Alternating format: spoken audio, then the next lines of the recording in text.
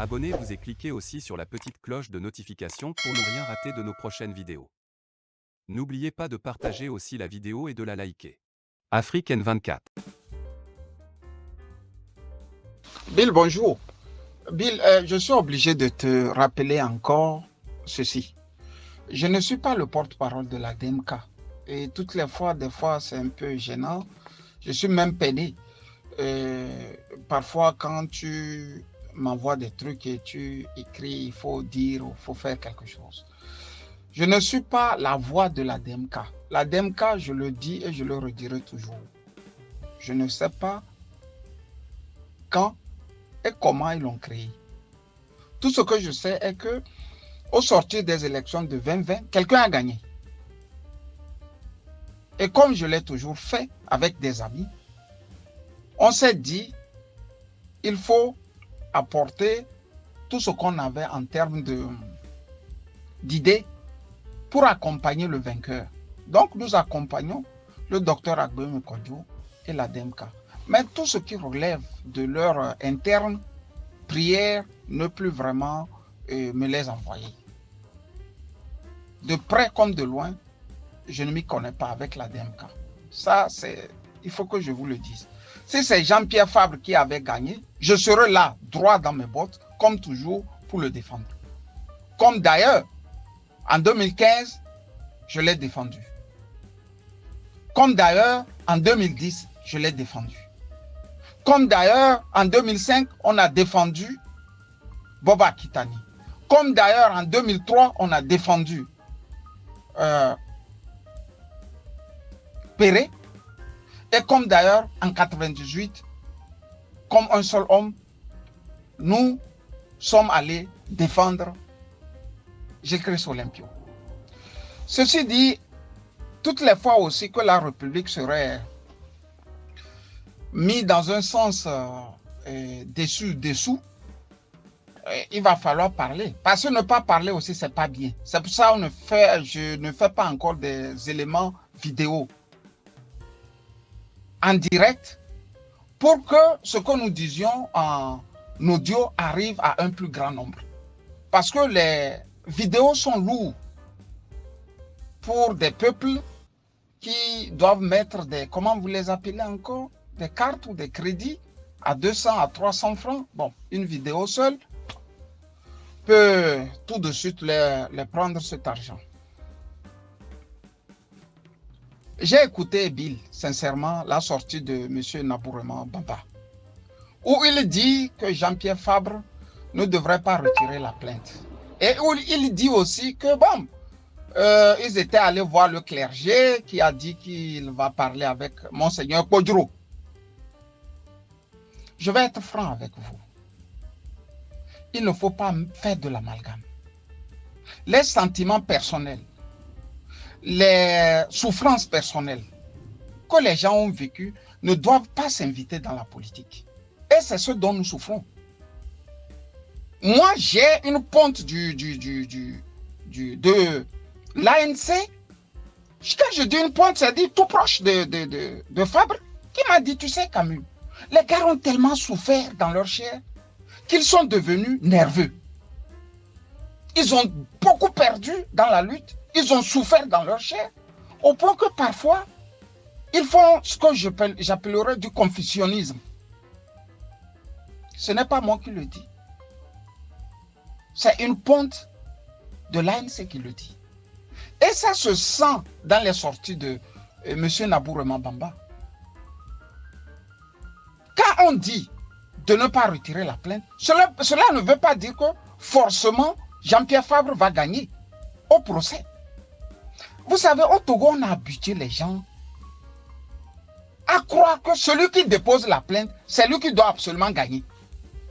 Donc, il y a quelque chose, porte plainte, vas-y, porte plainte. Non, c'est pas comme ça se passe. Sinon, il n'y aurait plus d'avocats. Mais un avocat, il a pour rôle de prendre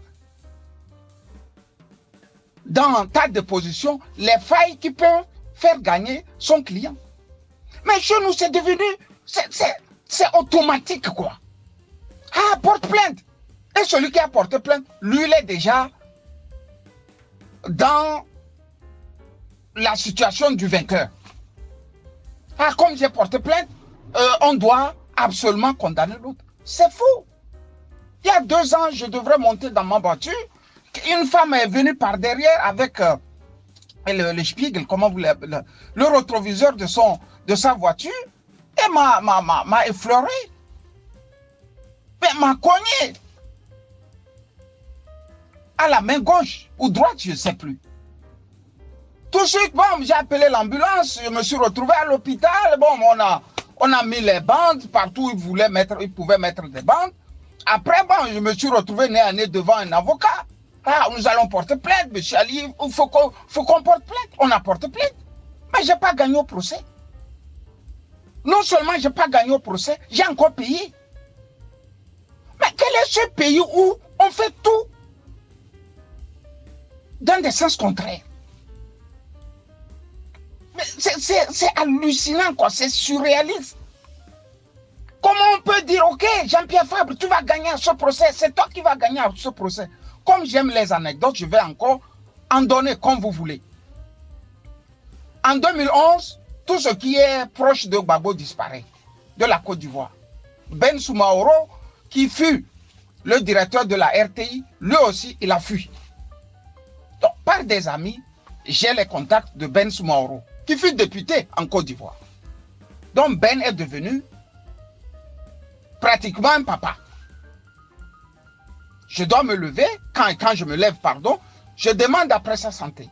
Donc, après, il a commencé par me donner beaucoup de choses. J'ai écrit sur les Ouattara.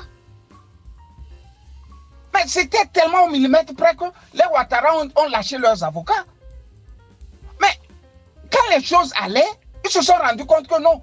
C'est pas parce que nous sommes les premiers à taper que le garçon là, il va être perdant. Ils se sont éclipsés par après. Idem aussi pour le conseil du général Germanos. On dit c'est un violeur. Je me lève un matin et j'apprends que Germanos conseille Faure Gnassingbé. Je dis, mais dis donc, comment on peut laisser celui qui viole de petites filles en France être un conseiller au Togo? J'écris. 3 semaines après, une grosse lettre de son conseil atterrit chez moi.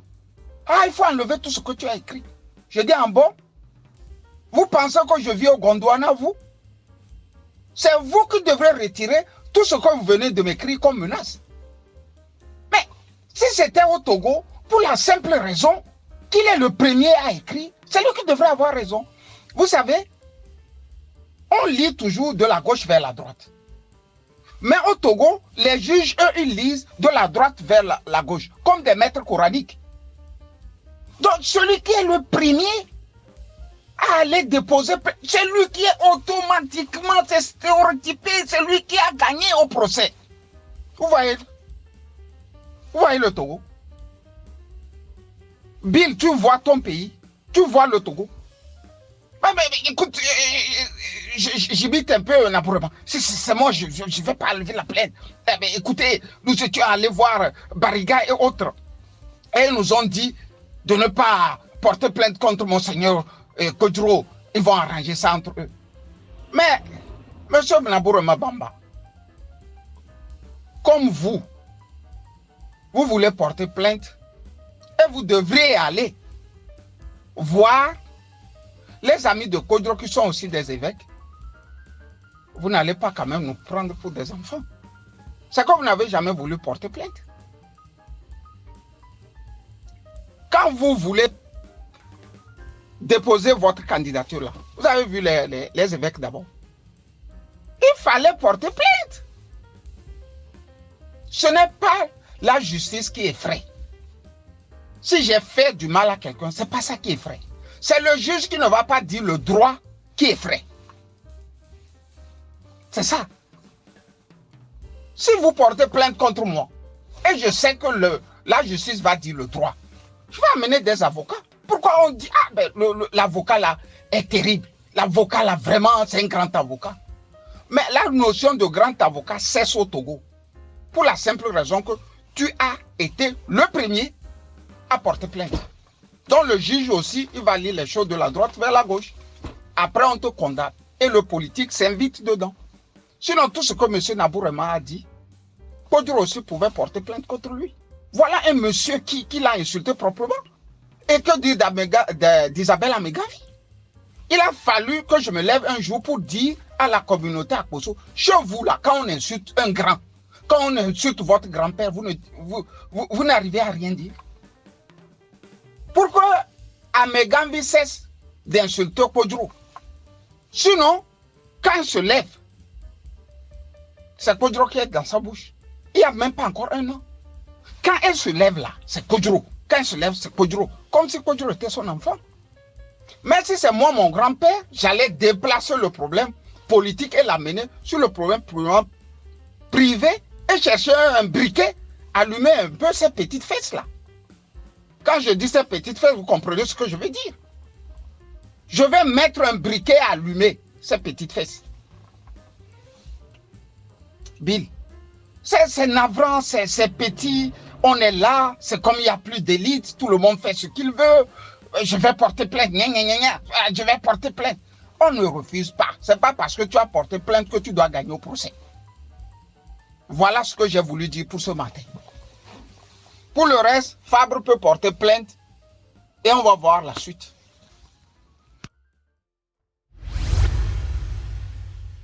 Likez la vidéo si ce n'est pas déjà fait. Laissez aussi votre point de vue en commentaire.